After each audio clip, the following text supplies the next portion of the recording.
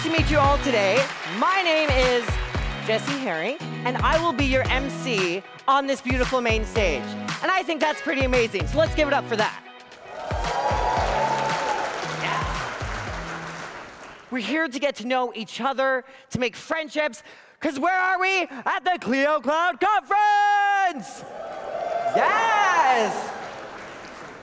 How we got to here today wasn't just Clio by itself. We had a couple incredible sponsors that have really worked tirelessly with us to help make this conference amazing. So quickly going through the one and only diamond sponsors, Logical and Lexicata. Give it up for them, yes! Longtime Clio relationships that have really worked with us and see the vision that we have for the legal industry and what we're going to share with all of you this week, or next 2 days. Now, we also have some really fun startup sponsors, which was what we were 10 years ago. 10 years ago, we didn't have a conference like this. It was just Jack and Ryan trying to figure stuff out. And so these startup sponsors are helping us go forward. But we also want to give them acknowledgement because they're just working their hardest trying to make it in a really big world. So give it up for our startup sponsors. Yes. Now we also have our amazing gold sponsors that have just made it great. You will see their booths throughout the space. Definitely go check them out and see what they have to say. We also have our amazing group of silver sponsors as well. Again, they have booths throughout the space, so definitely go check them out. Give them a high five. Thank them for making this an amazing Clio Cloud Conference. Now, we also have our bronze sponsors. Again, amazing. Give it up for them. Yes.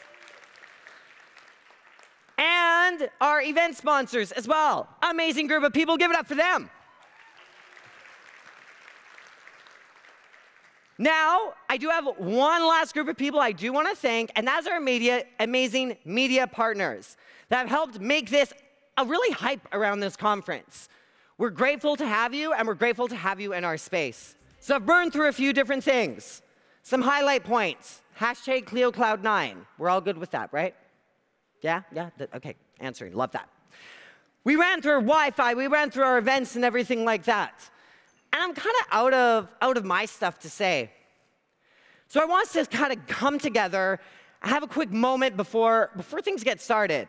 So if everyone can entertain me, I want us to all take a deep breath together. So in. Because what's about to happen on this stage is going to be incredible and life-changing.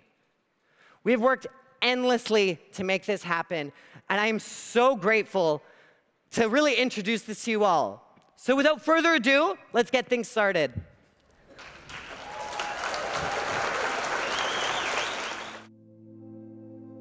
To be perfectly blunt, I had no idea what in the world I wanted to do with my life. So I said, law school. So I grew up in a blue-collar household and found a match representing the injured worker in this David versus Goliath world that we're in. My uncle was a criminal defense lawyer. You know, hearing the stories of how he helped people. And I think that just instilled something in me. I saw there was a huge need for legal services for the enormous population of people who are impacted by the criminal justice system. I felt like there was a gap.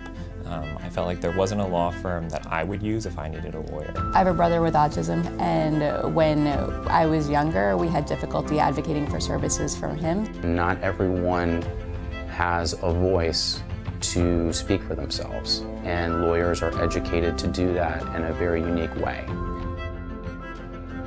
All right, we are here with Jack Newton and Ryan Govro of Clio. Basically, we want to get a rundown, Jack, of what Clio is. What do you guys do? We started to work on Clio in 2007. And the intention of that was really to democratize the practice of law from a technology standpoint. Our ultimate goal is to restore joy to the practice of law, to make the lives of lawyers and their customers easier. And all of this will be, I hope, a big part of bridging the access to justice gap that exists today. The question that stays in my mind is, how do we make this better? It feels like we are at the cutting edge in terms of being able to be innovative and creative. We as attorneys are going to have to be more proactive in rethinking how we respond to the unique needs of our clients and our communities. It's not about where are we getting money from, it's who can we help and how can we help them. people want to contribute to something greater than themselves. On being of value not just to our clients, but to our communities.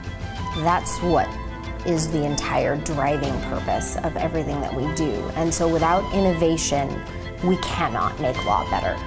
We don't want to just help law firms run more efficiently, but we do want to deliver an entirely new wave of innovation that will fundamentally transform how law is practiced. It does feel like we're just getting started.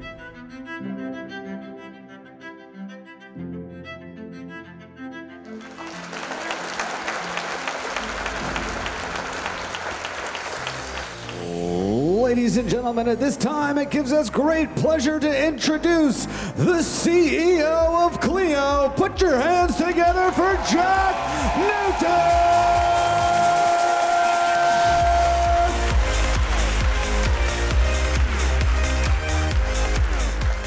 Thanks, everyone. First of all, let's hear it up for Jesse. That was pretty incredible. Thank you, Jesse. That is a tough act to follow, but I will do my best. So who's excited to be here? This is our 6th annual Clio Cloud Conference. So proud to have all of you here. This is our 6th conference. We've grown from our initial conference 6 years ago with 200 people in the Hotel Saks. Who's there, by the way? Can I hear some 200 folks? Shout out, like I want to hear voices. 200 people at that very first Hotel Saks conference. And I want to hear from who's been to all 6. Can we hear? That's pretty incredible. Thank you. And who's here for the first time? That is unbelievable. Thank you. Thank you. It's so great to have so many new folks in the fold this year as well. This year we smashed our attendance record for ClioCon and have 1,500 people in the standing room only room, which is the biggest room we have at this venue. This guy is back, Raphael, the most excited person at ClioCon. Raphael, can I hear you out there? Really excited to have both veterans of the conference and new people alike in the conference. This is the alchemy that makes ClioCon so exciting. We have people from around the world coming to this conference as well. We have folks from as far away as France, Martinique, Switzerland, and Japan joining us at the conference this year. The Clio Cloud Conference has become the biggest legal technology event in North America, and I think, regardless of size, easily the best. So thank you for being here. It's all about you coming here and making the conference successful. One of the most amazing things to see happen at ClioCon is seeing this conference explode on social media. Every single year we've done ClioCon, we have trended on Twitter, and I'm sure this year will be no different. One of the really great things to see at ClioCon is everyone on the ground here sharing out to the world what they're learning. And we're able to reach tens and hundreds of thousands of people that are outside the confines of these walls and tell them about the message we're all hearing and experiencing and creating over these next 2 days. So please be sure to comment on anything you hear that's interesting over the next 2 days on Twitter, post pictures to Instagram, share the experience of what's going on here.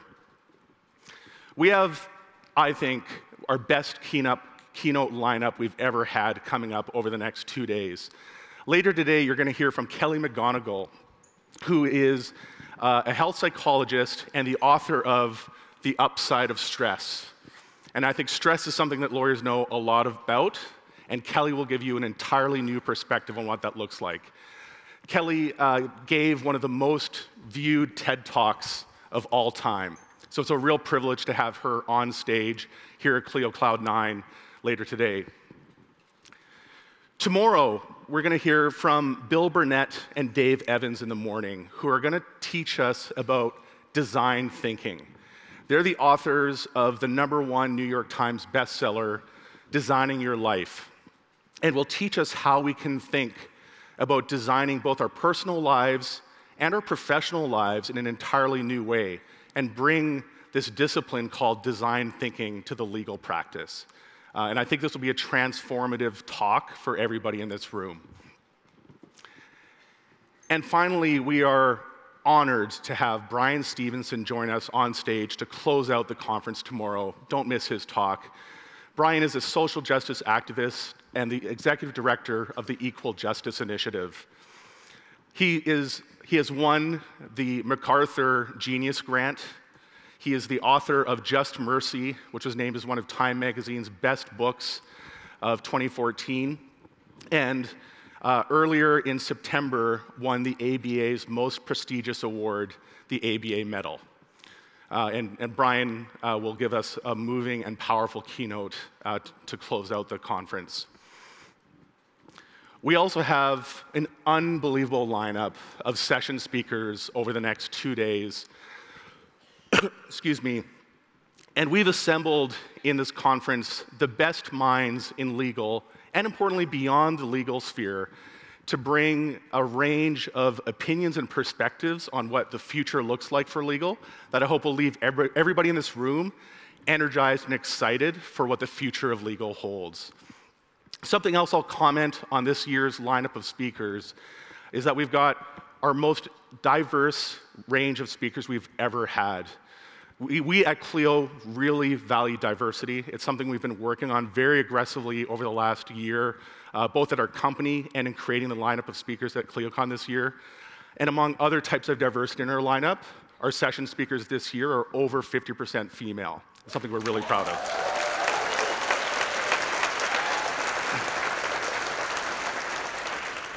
We think diversity creates better perspectives, and you're going to walk out of this conference with an unbelievable perspective on what the future holds. So there's 3 main tracks to think about as you approach the next 2 days. And the only downside of ClioCon is having to decide which session you're going to go to. You're going to be hard-pressed to decide which of these 3 tracks you want to be in. There's going to be Clio University tracks teaching you how to be a super user of Clio and to supercharge your practice with some of the new features and new functionality we're going to be announcing over the next hour. We're going to be introducing or talking about legal technology and what the bleeding edge of legal technology looks like. And we're going to have a business of law track that teaches you how to run your law firm as a business. We have the Clio Lab, which is going to be full of our product team. You're going to be able to talk to our engineers, our product managers, and our designers that craft the Clio product that you all enjoy. You will understand the roadmap that they're looking at. They'll be happy to share with you things that they would not normally share outside of the confines of the Clio offices in terms of the features we're working on, the beta programs you might be able to participate in over the next year. And importantly, they want to listen to you as well. We know you all love Clio, I hope, but we also know that you've all got your pet gripes and maybe some features that really drive you nuts that you want to give us feedback on, and we're listening. So please go to the Clio Lab to give us that feedback. The Clio Smart Bar is where you'll be able to go and get help from all the folks at Clio that help you on a daily basis with your practice and getting running. And as Jesse mentioned, we're going to have the Riesemann Awards, which are going to be unbelievable celebration of law firm innovation. We gave away our first Riesemann Award last year. We named this award after the very first user of Clio ever, a very brave woman named Catherine Marino Riesemann, who's actually joining us at the conference again this year.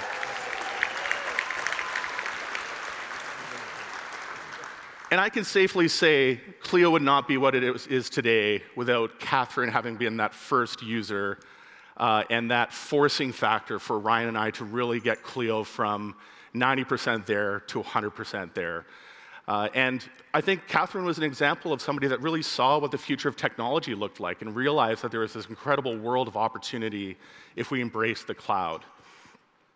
So we have 4 categories of awards that we're going to be awarding at this evening's event over at the Civic Theater. Legal Innovation, Best New Law Firm, Community Champion, and Best Growth Story. So you're going to see some amazing law firms doing really, really innovative, high-impact stuff tonight. Something we announced last year that we've been so thrilled to see the response around is the Clio Launch Code competition. Our platform, which has now grown to over 120 partners, is one of the most important aspects of Clio and one of the most valuable aspects of Clio to our customers. The platform allows you to turn Clio as a broad tool into a tool that is custom tailored to your law firm's needs. And we have this universe now of applications and add-ons and extensions that you can fold right into Clio, and we're going to be doing even more exciting things with the platform over the next year. Last year, we decided we wanted to supercharge the platform and launch this launch code competition with a $100,000 prize to the company that builds the best new integration against the brand new version 4 API that we announced at last year's ClioCon. We received over 50 amazing applications to the launch code competition. We winnowed that down to 5 finalists, and those 5 finalists will be joining me on stage at the end of the day today at 4:30 to essentially do a Dragon's Den style pitch where you'll see their applications and their value proposition and their pitch in terms of why their application should win this $100,000 prize. We are going to announce the finalist or the winner of the competition tomorrow at the closing remarks. And you're going to see somebody here walk away with a huge $100,000 check. I'm still not sure if you can actually deposit the huge check that we printed out, but I guess they'll find out. The finalists to the launch code competition are Tally, Client Sherpa, Your Firm App, My Firm Data, and Logical. Please give a huge round of applause to these 5 companies.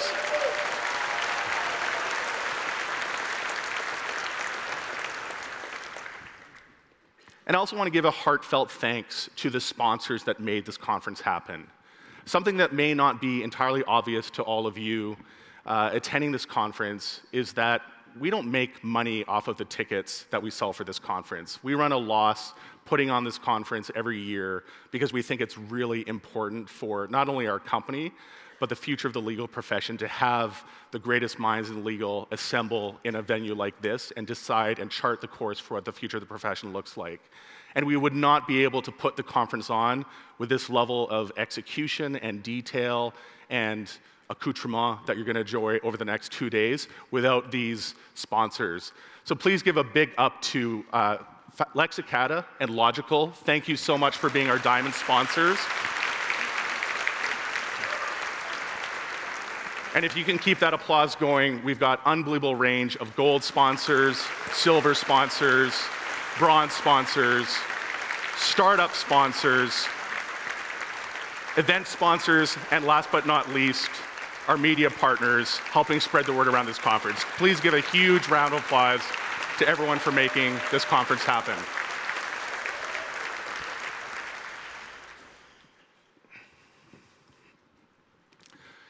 So as we enter this conference, our 6th Clio Cloud Conference, it's a really important moment for us. Just earlier this week, on October 1st, we celebrated 10 years since we launched Clio to the world and welcomed Catherine as our very first customer.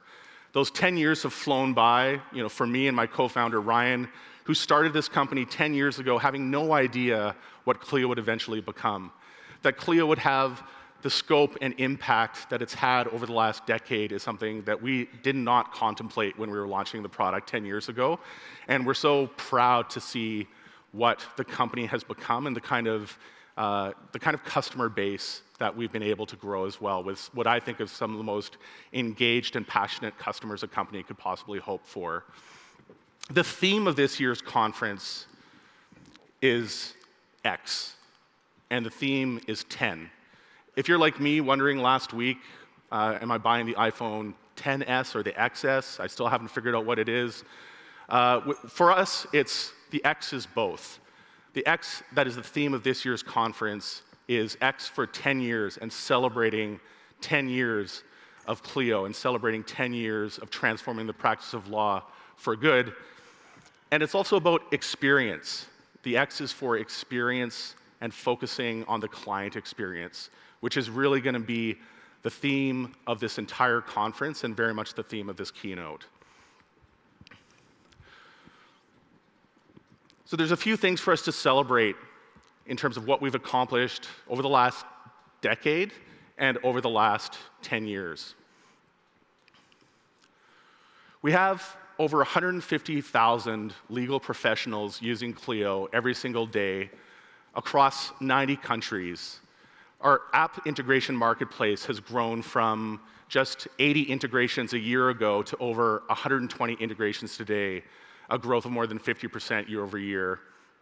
And we have an unbelievable network of partnerships with bar associations, both state level and local bars, helping us bring Clio to their membership. I think by virtue of being in this room, everyone agrees that Clio is the clear leader in this space, but it was really rewarding earlier this year to see G2 Crowd do an independent assessment of the space and put Clio far and away in the leadership position, far and away in front of the pack, with everyone just running, trying to catch up. Aside from the reach of our customers, we've also built a pretty incredible company and a pretty incredible team culture. We refer to ourselves internally as #Team Clio, and we always share a bunch of social posts, pictures, and events with each other using this hashtag, and you can check it out on Twitter and Instagram and see some of the fun we're up to. But this team is the best team I could have possibly hoped to assemble to grow this company and to scale. We've brought 100 of Team Clio down here today. You can see that they love to dance, or at least love to try to dance. And there's 300 people that work at Clio today. Just on Monday, as we were celebrating our 10-year anniversary, we had 5 new starts that brought us to 302 people strong, which again is pretty incredible and something that we had no idea 10 years ago when we embarked on this journey that Clio would become that scale of company. Clio's also been externally recognized as one of the best cultures and one of the best run companies in North America. Deloitte this year gave us one of the awards we're most proud of, which is as one of Canada's best managed companies, which is a rigorous audit and application process where they assess everything from our operational controls to our hiring processes to our culture, and award this to a handful of the hundreds of thousands of companies that exist in Canada. This award is now going international as well. And we've been recognized with a number of really high-impact culture awards across both Canada and the US. And another really big piece of what we've been focused on is not just being commercially successful, but in trying to give back to the community in some way. And we do what we call a mix of money, time, and product when we look at giving and our overall philanthropy effort at Clio. The money piece is obvious. We give direct funds to causes that we care about, and every year give $100,000 in sum over the year to causes we care about. We give time and allow employees to take 1% of their time every year during the workday to give back to the community. So that adds up to about 3 days off per year that you can take off, fully paid, to donate to a charity of your choice. And finally, we give away our product to hundreds of nonprofits and law clinics. And that, in sum total, accumulates to $15 million per year of free Clio access being donated to legal clinics worldwide. I'd like to share with you a short video from one of our Reisman Award winners last year, the California Innocence Project. That's one of the beneficiaries of our giving program. And I think a great example of, number one, why everyone at Clio comes to work every day, and I think a great reminder of why we're all doing this. Why do innocent people go to prison? Because there's no such thing as a perfect justice system. Every system has cracks that people can fall into, and what we're trying to do is make those cracks smaller. My name is Justin Brooks. I'm director of the California Innocence Project here in San Diego, California, and we've been using Clio for 3 years. The California Innocence Project has 3 goals: get innocent people out of prison, train law students to be excellent lawyers, and change policies and procedures in California to lessen the number of wrongful convictions. The United States has the largest prison system in the world, and California has the largest prison system in the United States. So we receive more than 6,000 pieces of mail a year.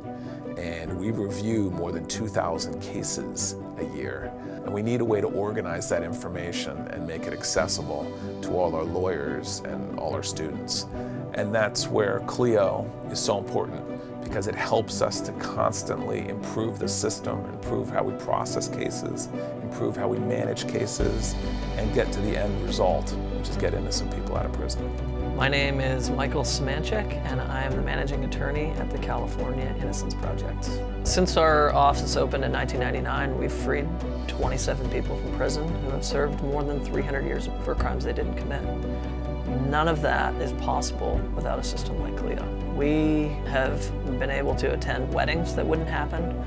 We've had children born that wouldn't exist without the assistance of a system like Clio. The service that Clio is providing to us is changing lives. There's a saying, with great power comes great responsibility. And for me, I always think with great knowledge comes a responsibility. You know, I've learned how to do this. I've learned how to work within the system and get innocent people out of prison. And so, how could I not? How could I stop doing this?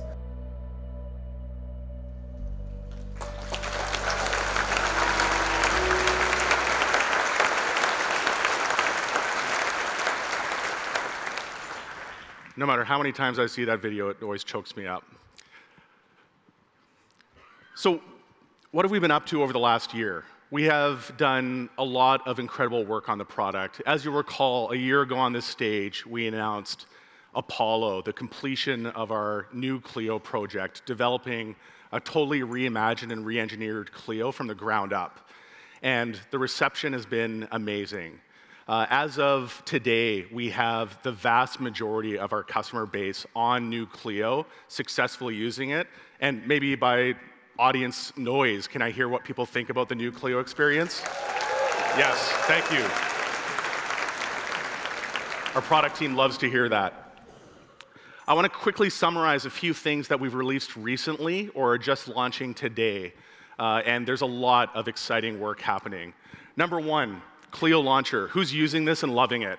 Yes? Okay. For those of you that don't know, if you have been downloading documents to your desktop, editing those documents, saving them, re-uploading it to Clio dozens or hundreds of times a day and thinking there must be a better way, there is. It is called Clio Launcher, which is something you can download onto your PC or your Mac that will transparently do all of that uploading for you in the background, allow you to just click a link, a document link, have it open in Microsoft Word or Excel or whatever the document type is, and every time you save that document, it will automatically push a new version of that document to the Clio Document Cloud. So, killer feature, saves a ton of cycles every day. Another feature we've been really aggressively investing in over the last year, and we've launched so many features related to Clio payments, it's almost hard to summarize in this talk. But the sum of it is Clio payments is easier to use both for you and your clients than ever before. The impact of Clio payments has been enormous for the firms that are using it. It helps them get paid 40% faster. We've been able to measure that. That's a statistic from our own data comparing paper bills to credit cards. And today, we have over $1 billion a year of transaction volume flowing through just Clio payments. So if you want a piece of that $1 billion, activate Clio payments, and you're going to get paid faster, and you're going to have a lower bad debt rate. We introduced a new feature this year called payment plans, which allows you to create more flexibility. We have huge fans of, I did not think we would have vocal fans of payment plans. I'm thrilled to hear it, though. I am so thrilled to hear it. Payment plans, though, is one of these features that when you, I think at the end of this keynote, look back and think, what are some of the things I can do to improve my client experience?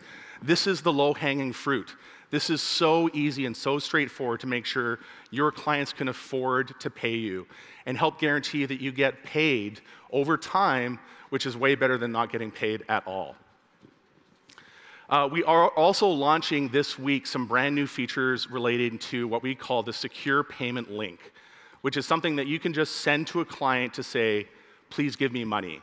They put in their credit card details and their name and information, and you get paid. And you can later line that up with the client and the matter and the invoice that payment relates to, but you do not need to create an invoice in order to get paid or to use Clio payments anymore. So this is another killer feature that just eases and reduces a ton of friction related to getting paid. We've launched a new feature called Evergreen Management. And this allows you to establish evergreen retainers where you can say, I want, say, a $5,000 retainer set up for this client, and I want it topped up every time it drops below a certain threshold, and that will automatically apply a credit card charge to your client when you hit that threshold to top up to your evergreen retainer amount. Another killer way for you to make sure that you've got yourself funded and the work you're doing for your clients funded in advance. And finally, when you're trying to figure out who owes you what, we've made drastic improvements to the AR aging report that allows you to look at your accounts receivable. Again, thank you. Our dev team loves this stuff. When they hear spontaneous applause about the AR aging report, it makes their day. So thank you. Thank you so much for doing that. We released a brand new Outlook add-in to make the Outlook integration easier than ever. It makes it very easy to, I love this, thank you guys, to sync emails from Outlook to Clio, to save attachments very easily to Clio's document management system, and to log more billable hours from a timer that is directly integrated into Outlook. We've similarly, just this week, released a brand new add-in for the new Gmail. Very much like the Outlook functionality, the Gmail functionality allows you to easily link documents, attach emails, and track time from the Gmail add-on. There's a few early access programs that we're announcing at ClioCon as well. So you can go to the Clio Lab, talk to our product management team, and get signed up for some of these new features that we're going to test with this audience for early access and get your feedback as we shape and refine and finalize these features before releasing them to our entire customer base in Q4. So the new Clio look that we brought to most of the application last year has been applied to a couple of new select areas over the last few months. And Contacts is the most recent part of Clio to get the new Clio renovation. This redesign allows you to look at your client from a macro level and see all of the matters relating to that client and take a very client-centric view on your practice. So instead of, I think, the way you might frame Clio's previous approach, which is very much matter-centric, we now allow the clients that want to look at their practices in a very client-centric way, a way of doing that very easily with a much more sophisticated client dashboard in new Clio. So if this looks cool to you, come and there's somebody who's signing up. You need to beat them to the Clio Lab to sign up for that early access. We're also rolling out a completely reimagined and redesigned calendar with a new Clio upgrade being applied to it. You can sign up for early access to the new calendar at the Clio Lab as well. And finally, and I think this is one of the most exciting features we've got in the pipeline for a Q4, full text search. Full text search will index every document you have in Clio and allow you to instantaneously search every word of text that is sitting in your Clio document management database. So finding that needle in a haystack, finding that one document that has that one social insurance number in, for an example, is now going to be something you can just type in Clio's global search box and have that document presented to you as the most relevant document with one click. Yeah. Super excited by this. Another one of the features that I'm so excited to get in your hands is the beta of our new mobile app. We are redesigning the mobile app from the ground up. Now, the existing mobile app is the best mobile app in the cloud-based practice management industry already. We could leave good enough alone, but that's not our style. We want to reimagine the most common workflows that lawyers use when they're using the mobile app, and we've got an enormous amount of data to leverage because we know exactly what those things are. And what we've been thinking about are the Starbucks coffee lineup tasks. What are the things you can do on your mobile phone in one hand while you're lined up at Starbucks, assuming you didn't use their mobile ordering, I guess, and complete on your phone with one hand? That could be easily tracking a time entry. That could be completing a task. That could be the most common workflows we see in Clio. And what we've done is we're going to be building and releasing this new mobile app in a very iterative and progressive way. So the first piece that we're releasing at ClioCon today is the new mobile app with the activities workflow completely redesigned and reimagined and in your hands today, and we want to hear your feedback. The other super cool thing about this new redesigned mobile app is that it is going to be built on a framework called React Native, which is an implementation detail for the geeks in the room. But what this means is that we have a common code base across both Android and iOS, which will mean features are released simultaneously across both platforms forever going forward. So we're never going to have the disparity between what we have on iOS and what we have on Android. So look forward to that. This app is going to be rolled out, and you can sign up for early access today. Thank you. This is something I am super excited to announce and roll out. This is a feature that will really help you grow your law firm, and it's what we're calling the Clio Referral Network. This is one of the things when we thought hard about how can we help the law firms that are using Clio almost have an unfair advantage over their peers that aren't. This is our answer. And what we're going to make it easy to do is for you to refer business from your Clio account to another Clio customer with one click. And they're going to be able to accept your referral very easily in a low-friction way. And this is transformative in terms of something that has never been done before in cloud-based practice management and leverages the network effect that Clio has. With 150,000 users around the world, this is something that will be enormous, and we think something that will really drive growth for our law firms and make referring business to and from other Clio-using law firms really straightforward. So if this sounds interesting to you, please go to the Clio Referral Network room. We're announcing this and making this available to everyone at the conference free of charge. You can get early access to this program to be some of the first members we've got going on the Clio Referral Network. We've been running this as a closed beta over the last 6 months and seen a lot of success from it. And we're now opening up the floodgates with the folks in this room, and really excited to see what you think of this referral network and give us ideas on how we can continue to improve it. And finally, I've talked a lot about the app directory, but we've got amazing new features rolling out in the app directory over the next quarter. We are rolling out a brand new integration with DocuSign that will be pushed into the Clio app directory. So for all of you that use DocuSign, can I hear noise around who does? Yeah, okay, fantastic. You're going to see an amazing new integration rolled out. It's a first-party integration that we designed at Clio, and it's going to be part of our app directory. Some really exciting features that we have planned for the app directory coming up over the next year are things like one-click installs that will allow you to easily and seamlessly install apps from the Clio app directory into Clio. We're going to make payment transparent so that our partners, our integration partners, will be able to add their fee to your overall Clio invoice. So you don't need to go and sign up for another service and add another credit card and worry about another bill on your statement. It's going to be one click to take advantage of this universe of 120 integrations.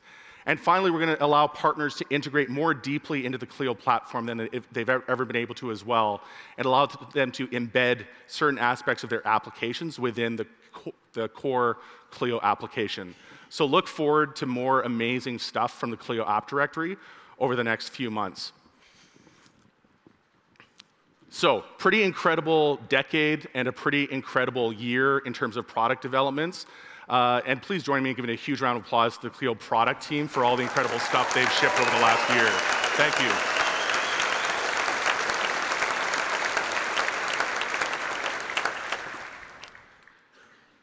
But what's next? And I think this decade anniversary for Ryan, my co-founder, and myself was a really momentous moment, but also one that caused us to pause and reflect on what the next decade will look like for Clio. We don't feel like we're done. There's a lot of companies that have not made it to their first year anniversary, never mind their 10-year anniversary. And we view it as an enormous privilege to have had the success we've had, but we're not done yet. We've still got a lot of work to do. And when we started framing up what is Clio's next decade going to be about, we thought a lot about this idea of having to transform the practice of law for good. This is our mission statement with a really deliberate double meaning of transform the practice of law for good in a permanent way. Like, we want our dent in the universe. We want the reason that people come to work for Clio to come to work for us because they feel energized and excited about the idea of having an impact on this really, really important industry, which is the legal industry. But we also want to transform the practice of law for good and make our customers happier. We think there's the hope of making the profession of legal a lot happier than it is today. And importantly, we think there's an enormous opportunity to make clients happier and to help bridge this enormous customer and lawyer access to justice gap. And we started thinking about the customer experience gap as the way that we want to frame up our next decade. And I think when you look at lawyers and clients, you see that there's this yawning gap between what lawyers think clients want and what clients actually want. And we think if we bring those two things together, there's an opportunity to build a multi-hundred-billion-dollar opportunity for the legal industry. And I'm going to talk a little bit more about how we got to this number.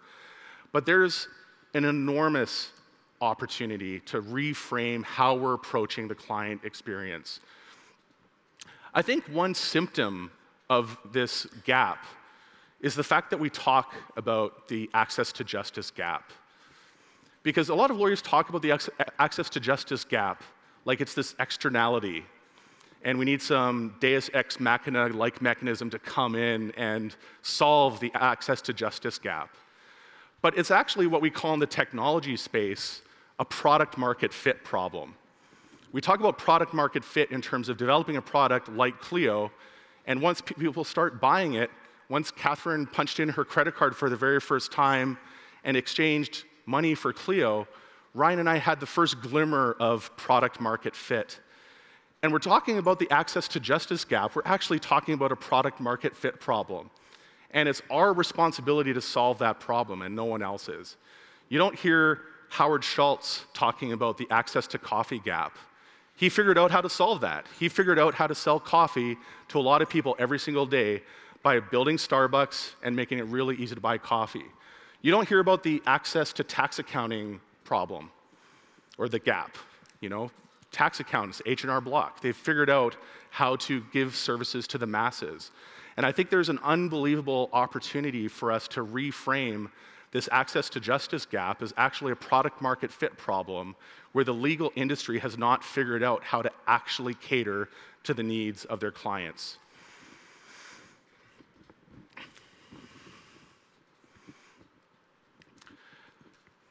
So today we're dropping the 2018 Legal Trends Report. And the focus area of this year's Legal Trends Report is this gap between lawyer perception and the consumer realities of how consumers actually want to buy legal services and how they want to interact with lawyers. We talk about being a data-driven lawyer at Clio a lot. And when we dropped the first Legal Trends Report on the industry back in 2016, it was a bombshell. The stats, the benchmark data we talked about in that report blew away the industry. And the impact that we've seen the Legal Trends Report have over the last 2 years, I think, is greater than we ever imagined. It is now, without any sense of hyperbole, one of the most important publications in the legal industry that is eagerly consumed by thousands of people the minute we release it. I've been to many talks where there's academics referencing the Clio Legal Trends Report and using it to inform their academic research. I've seen law firms embrace this report in unbelievably deep ways, where they're using it to benchmark and instrument every aspect of their law practice. So the impact of the report has been, unbelievably rewarding for us because it's had the exact impact we hoped it had when we released the first one in 2016. But we're also starting to look beyond these inward firm metrics like utilization rate and realization rate and collection rate, and looking outward now with last year's report and something we've doubled down on in this year's report, looking outside of the legal industry and trying to have a better understanding of how consumers are looking at legal services, what they want from the legal services they want to be buying, and how we might be able to bridge this gap between how lawyers are delivering their services today and how consumers actually want to buy them. So very briefly, I want to highlight how we gather data for the 2018 Legal Trends Report. I'm going to be picking up a few key points from the Legal Trends Report in terms of how it fits in terms of this client experience story I'm telling you today. But for the full download on the Legal Trends Report, please attend George Saharis' talk later this morning in this room, where he'll give you the full download of every aspect of this report. But very briefly, we collected data from Clio. We did an extensive survey of law firms and an extensive survey of consumers and merged all of this data together to talk about this broad story. And the most important aspect of this year's report, to just frame the playing field that we're on and the kind of mountain we've got to climb, is to talk about how consumers feel about lawyers. And one way of assessing this consumer sentiment is through a tool called NPS. And I just really quickly want to see by show of hands, who knows what NPS is? Okay, so I'm guessing that's 20% of the room. NPS is largely regarded as the single question you can ask a consumer to understand how they feel about a brand at a very high level. It's a very simple survey, which is one of the reasons it's so easy and so powerful, where you ask on a scale of 0 to 10, how likely would you be to recommend my service to a friend or colleague? We obsess about this metric at Clio. All of you that are Clio customers know that we send email surveys to all of our customers in a regular cycle to understand how they feel about Clio and how that sentiment is changing over time. And importantly, we ask, why did you give this rating, so that we get data on what we could be focusing on and what we need to be improving. So the math behind Net Promoter Score is very straightforward. What you do is you take the percentage of people that rank as promoters, which is giving you a ranking of 9 or 10, and subtract that from the percentage of people that rank you as detractors. And that's anyone that gives you a score of 0 to 6.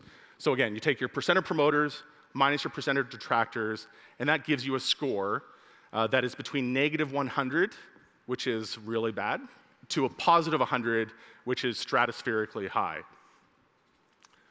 So what's the NPS for the legal profession? And this is one of the data points that we were able to assess through this year's Legal Trends Report.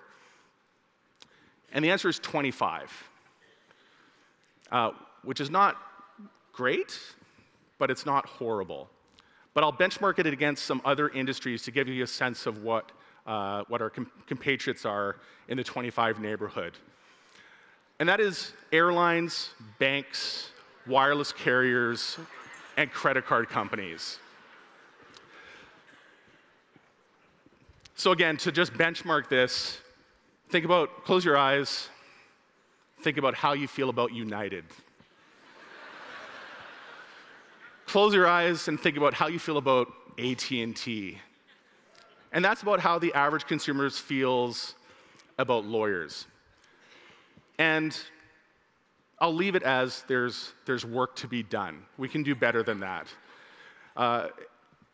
Stratospherically high NPS scores for real companies, by the way, are enjoyed by the likes of Netflix, Amazon, and Apple, with NPS scores in the 70 to 80 neighborhood. But I know some law firms, including Patrick Pallas, who is in the audience. Yes, and Jordan Couch, thank you. These guys obsess about NPS, and I think are a great example of a law firm that, by understanding NPS, was able to have an unbelievable impact on their own NPS over time. And this is one of the most powerful ways and one of the most important metrics any law firm can be measuring. And I want one goal of this keynote is to have everyone in this room understanding NPS and caring about NPS, because it's the most important driver you could have in your law firm when it comes to growth. Another part of the Legal Trends Report analysis we did is what's called a driver analysis. So we're able to look at the factors that actually had consumers giving this NPS score and understand which factors had the most impact on that NPS score. And they're unsurprising results. The top 4 in this driver analysis were overall cost of services, ease of understanding case expectations, bedside manner, and responsiveness. These are the top 4 things that we should be focusing on to drive NPS up. And here's where I want to pick up a thread that we've been talking about for 3 or 4 years at Clio now, which is this idea of effortless experiences and how important they are in driving consumer NPS. When we look at consumer expectations, they are shifting really fast. The companies that are winning are the likes of Netflix, who are making it really easy to consume media. Over the last decade, they've focused on iterating relentlessly on their platform. It wasn't long ago they were sending out DVDs to people and are now the largest streaming provider on the planet. Americans are watching over a billion hours of Netflix per week on their platform, and their traffic makes up over half of the traffic on the internet today. Unbelievable accomplishment. They've just made it really easy to binge watch the new season of Ozarks, which is killer, by the way. Amazon, another great example of a company that is focused on these effortless experiences and just made it so easy to buy stuff from them. They've made it famously with one-click process that they got a patent for, but they've now decided that maybe one click is actually way too much work, and they've engineered an entire network of listening devices so that you can just mumble, Alexa, I need more of this, and you've got it on your doorstep later that day or the next day, on your doorstep, by just uttering a few words. Unbelievable. Uber, as controversial as they are, it started out with a laser focus on a customer experience. Travis Kalanick wanted everyone to feel how amazing it felt to have your own personal car service and get a car, came to your doorstep, and get out of it without ever having to pull out your credit card or your wallet. And engineered an unbelievable experience that has now created a $70 billion company. And Airbnb created an enormous space with a vacation rental sales model and eliminated all the friction that used to exist between sellers and buyers. And they made it very easy for the sellers to list their properties, and again, made it very easy for consumers on the buy side to buy these properties, to rent these properties through their mobile phones. And what do all of these companies have in common? They do have this effortless experience in common, but I think most importantly, they have customer obsession in common. Jeff Bezos maybe frames it best, and he says everything they do at Amazon, and I think Amazon is one of the most relentlessly customer-obsessed companies on the planet, and I think it's one of the ways they became the first trillion-dollar company on the planet, or I think it's actually the second trillion-dollar company on the planet. They start everything they do by thinking about the customer and working backwards. Every question they ask in a product design meeting or any decision they make is based around what does this do for our customer and how does this improve things for our customer. I think there's an enormous amount that lawyers could learn from Jeff Bezos in just being relentlessly customer-focused. Reed Hastings and Netflix, and I think this is one of my favorite quotes from Reed Hastings, the CEO of Netflix. And the Netflix blockbuster story, by the way, is one of the best business stories on the planet. Reed Hastings got the idea for Netflix because he got a $40 overdue charge from returning Apollo 13 late at a Blockbuster. And this was in the midst of Blockbuster's heyday. They were a successful publicly traded company. They were making over $1 billion a year in late fees from customers. And Reed Hastings was one of these customers that frankly got fucked by their really horrible return policies. And then he created this company that decimated Blockbuster. And I just think it's one of the best business stories on the planet. The punchline, by the way, the story gets better. Blockbuster passed up the chance to buy Netflix for $50 million at one point because they could do this online rental thing themselves. So one of the best business stories of a company that got its comeuppance by not being customer-focused. They were antithetically customer-focused. They made every decision thinking about revenue and thinking about themselves rather than thinking about the customer. But I think there's a lot of law firms that are guilty of exactly the same thing, thinking about what's good for me. The billable hour model, at its very heart, is a law firm thinking about what's easy for itself rather than what's easy or predictable for its client. So we laugh at Blockbuster, but we're guilty of the very same thinking in the legal industry. One thing I like to say, I'm sorry, I went too quickly past that slide. I talk about this a lot at Clio. If you focus on the customer, everything else will follow. When we launched Clio with our very first customer, all we did for the last decade was listen to what we could do to further improve Clio. And if you just listen to your customers, you can get an unbelievably far way. You don't need to invent new things. You just need to listen and design around what your customers are looking for. Let's look at some of the other data points from the Legal Trends report that highlights this yawning gap between lawyers and consumers. Here's one of the questions we asked. We asked both lawyers and consumers what their preferred mode of communication would be for certain aspects of a case. And we asked about a dozen questions. George will go into more depth in his presentation in terms of our full responses, but I want to highlight 4 or 5 of the responses we got in this presentation. So number one, when you want to learn about the aspects of a case that you're onboarding, what does this breakdown look like? And you can see that lawyers think that consumers don't really want to do this in person. They want to do it over the phone or maybe over email. You ask consumers that same question, and you can see that the preferences are almost stacked in a completely different direction. Consumers want to have this interaction in person. One of the most surprising data points we saw, by the way, is millennials want this more than the baby boomer generation. People want to have these interactions in person because they're scared, and they want the comfort of having another human being telling them what's going to happen and feeling the connection that they understand their case. They don't want to do this over the phone, and they don't want to do it over email. Telling the lawyer the facts or details of a situation. We see exactly the same problem, this unbelievable gap between what lawyers think consumers want and what consumers actually want. And the list goes on. Making appointments. No, they don't want to do it in person. Getting status updates on a case.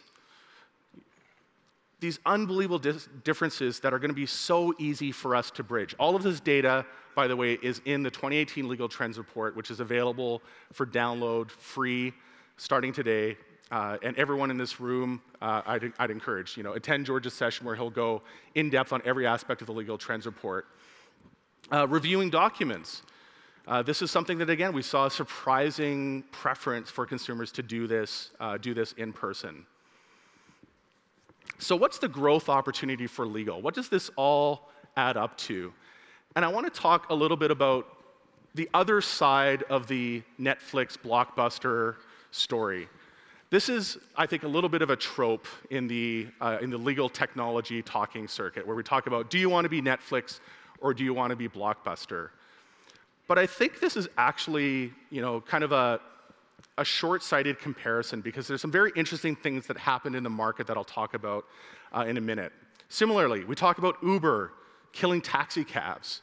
We talk about, do you want to be Uber or do you want to be a taxi company? We talk about Airbnb cannibalizing the hotel chains. We talk about the Amazon and their Kindle killing the printed book. But here's where the data gets really interesting, and this is not talked about a lot. Here's Netflix. Here's Reed Hastings deciding, fuck you, Blockbuster, and building a company that bankrupted Blockbuster in very short order. But the story doesn't stop there. A lot of people talk about this Netflix and Blockbuster battle as if it was a zero-sum game, and Netflix just got Blockbuster's market share. That's what happened in 2010. But the interesting part of this story is that Blockbuster cratered in 2010, and Netflix went on to become a company that is 3 times the size that Blockbuster ever was. They created a market that was larger than the market that Blockbuster ever enjoyed at the peak of its success. At the peak of its success, Blockbuster was a $6 billion a year company.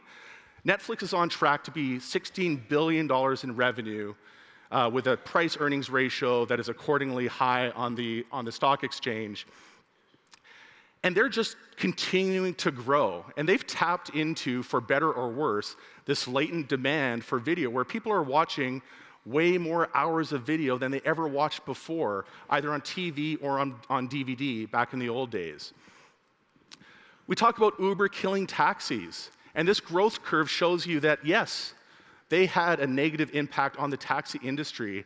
But I think the important overall observation is that people are using ride-sharing and shared vehicles more than they ever have in the past. They created a market that was larger than the market that existed previous to it. And it's continuing to grow rapidly. And something that's very common now is talking to people that don't have cars at all. It's maybe not the taxi industry that needs to be worrying. It's maybe the car industry that needs to be worried about Uber. Room bookings. Airbnb has not killed the hotel industry. This is the growth rate for Airbnb versus the aggregate hotel industry. Here's the amazing thing. Airbnb created a virtual hotel that has as many rooms as the largest hotel chain in the world, Intercontinental. So the market doubled, essentially, by the introduction of Airbnb, but the growth rates of the hotels have not stalled off. What's happened is people are traveling more than they ever have before because Airbnb created this brand new option for traveling. The Kindle did not kill books. There's this almost surprising result where they seem to have actually had a positive and accelerating effect, a complementary effect on the sales of physical books, where people are just reading more thanks to the Kindle.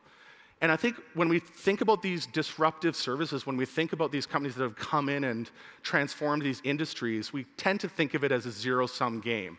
We took away from somebody else to get our market share. And I think that's the kind of thinking that is endemic to legal as well, where we think about the market of legal.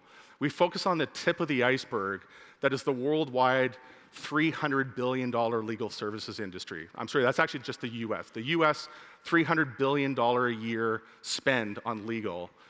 But the reality is, there's this unbelievable latent opportunity, this latent demand for those of you in this room and beyond that can figure out how to not bridge the access to justice gap, but create product market fit between lawyers, the services they're delivering, and how consumers want to buy them. This statistic from the World Justice Project, I think, summarizes everything I've just talked about in one short sentence, which is 77% of legal problems that consumers had did not get assistance from a lawyer. And again, this access to justice gap is a product market fit problem. When you have 3/4 of your market experiencing a problem and they don't use your product to solve it, this is not an access to justice problem. This is a product market fit problem. And this is something that there's an enormous opportunity. If you do the math, this 77% that's lying below the waterline, this latent demand for legal services, is a $1 trillion opportunity. Even if you factor in that this is going to be delivered at a lower average cost basis, for example, it's still a multi-$100 billion opportunity that is for the taking.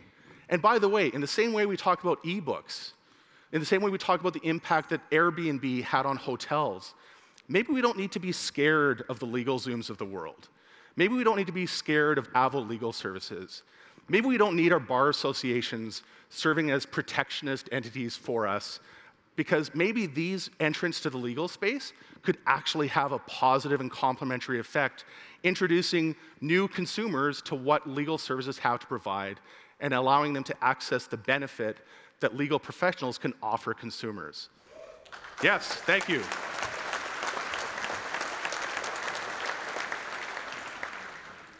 So how does some of this grandiose vision translate into some very tactical product innovations that we want to be rolling out at Clio? How do we help our law firms succeed in this new world that we want to help create? Because we see a dual problem. There's a mindset problem, and we want to have a huge impact on shifting the mindset of the legal profession. But there's also a technology problem.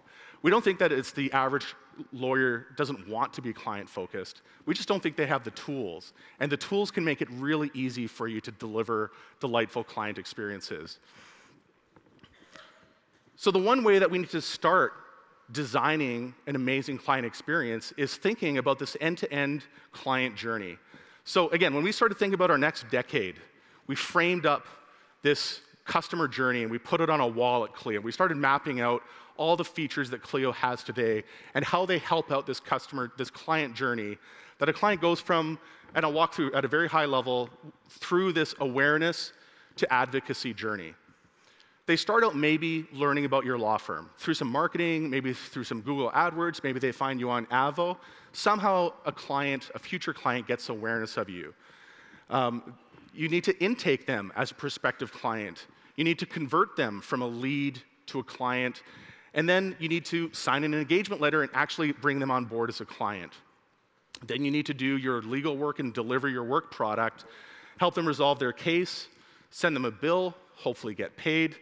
And then there's what we call the advocacy end of the cycle, which is giving a review, giving you an NPS score, hopefully going and writing something nice about you on Google or Avo. And then ultimately referring business to you, which, as I talked about in last year's keynote, drives this flywheel for legal that we think is at the heart of the growth engine of law firms. And the kind of concerning thing for us when we looked at this client journey is we realized that everything that Clio does today is really focused on this middle segment of the client journey. We help you run a really killer law firm from an operational perspective. We help you do legal work really well. We help make sure that you have your tasks and your calendar and the workbench of doing your legal work all sorted out. And we help you run a really efficient firm. But we don't actually help at all with the intake and conversion piece or the advocacy piece, which is a hugely important part, maybe the most important part of the overall client journey. So what does the next decade look like for Clio? It's solving for this entire client journey. And it's going to be a really radical shift for us. It's going to be a radical shift for you, but we think it's going to be really exciting. So first, let's talk about some features we're rolling out relating to advocacy. We believe a year from now, everybody in this room will be back at ClioCon 2019 talking about NPS as one of the core KPIs they have for their law firm. We want to make it really easy for you to ask your clients, how did I do on this case and how do you feel about me? And as obvious as that sounds as a way to get feedback, it's something that most law firms don't do. We surveyed law firms in terms of how many law firms are monitoring NPS, and the number is vanishingly small. Concerningly, some of the conversations we had when we were doing these surveys, some law firms were almost offended at the idea they would ask a client how they did. Like, of course I did an amazing job. Why would I ask them? So there's work to be done. Again, 25, it's good, it's not great. There's work to be done. So a new feature we're going to be rolling out in Q4 is an automated NPS survey. Thank you.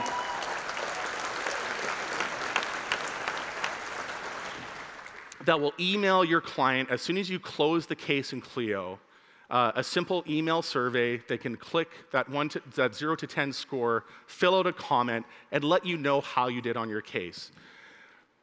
Read the comments. This is how you understand how you move from, middling NPS scores to amazing NPS scores. And it's an unbelievable opportunity for you to iterate on and improve the way you're delivering your legal services.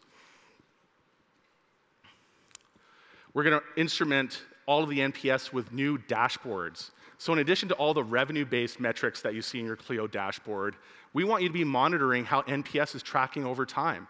And we think this is one of the most important metrics that's more important than your revenue metrics, actually, because it's actually going to be predictive of what your future revenue looks like, because you're going to understand how well your past clients are advocating for you and creating your future client base. Now, the next part of the equation we looked at and realized this is a much bigger lift than a slick NPS feature. This is a very complex problem to solve. How do we make what is arguably the most important of the client intake process, which is all the first touches that a prospective client will have with your law firm, and how do we make that amazing? And we started mapping out a roadmap for what that would look like, and that roadmap stretched out 3 years. And we're too impatient for that. We wanted this change and this transformation to start today and to accelerate this roadmap, something I'm extremely proud and excited to announce at ClioCon today is that Clio has acquired Lexicata to incorporate directly into the core Clio product.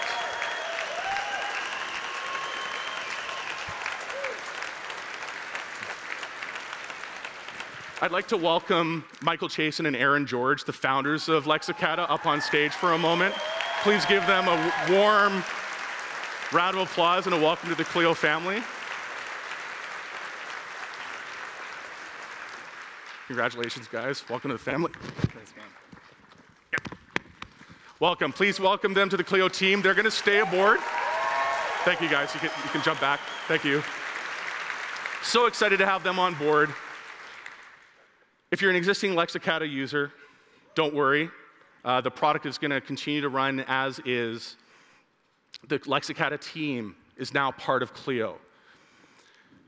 We have been working super hard over the last month since we finalized this deal to incorporate the Lexicata product into the core Clio product. But before I show you more about that, I want to talk about a few things and how important this is as a moment for Clio and Lexicata.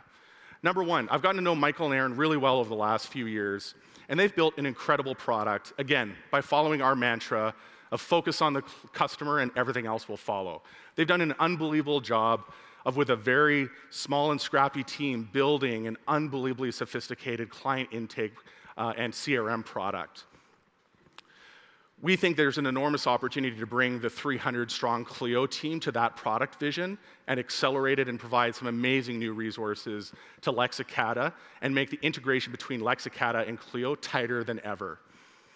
The other important moment around this announcement is that it's a huge validation of the Clio platform. Something I always hoped to see when we launched the Clio platform back in 2012 is that somebody would build a huge business on top of Clio.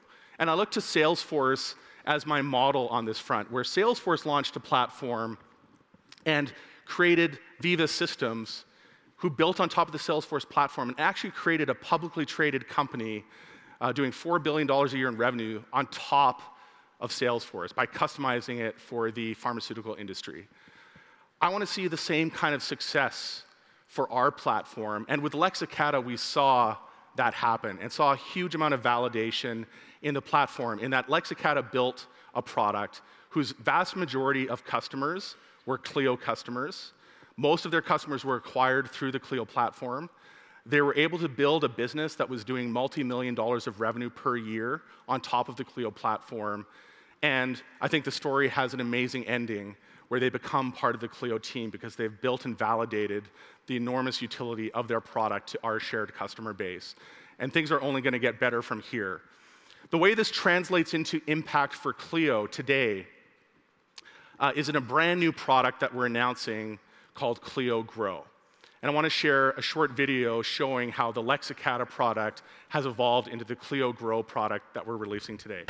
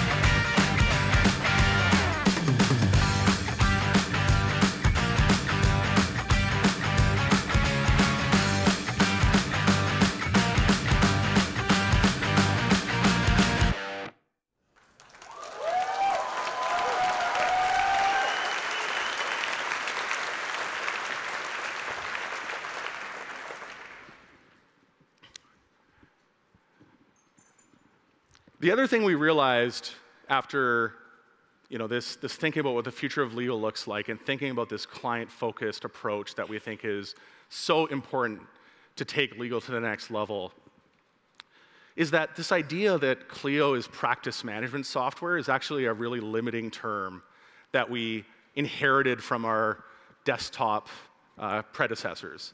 And we've really entered into what I firmly believe is a post-practice management world.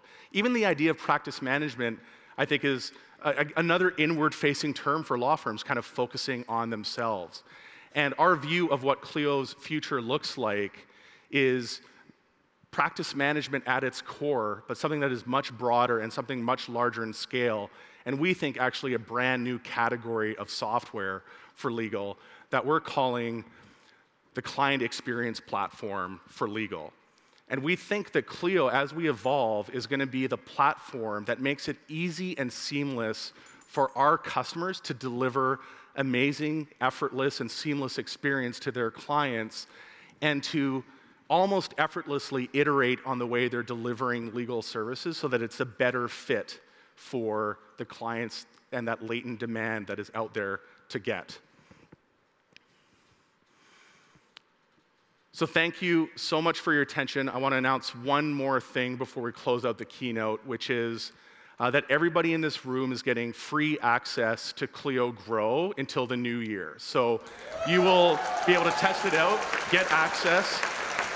We want to be onboarding customers starting today. So if Clio Grow excites you, and I could tell from the audience that there was a lot of energy around this announcement, go to what we are calling the Clio Grow Room. We had to fight the urge to call it the Clio Grow Lab, but go to the Clio Grow Room, sign up for early access. You can also drop by the Lexicata booth and talk to the team there about how to get onboarded to Clio Grow.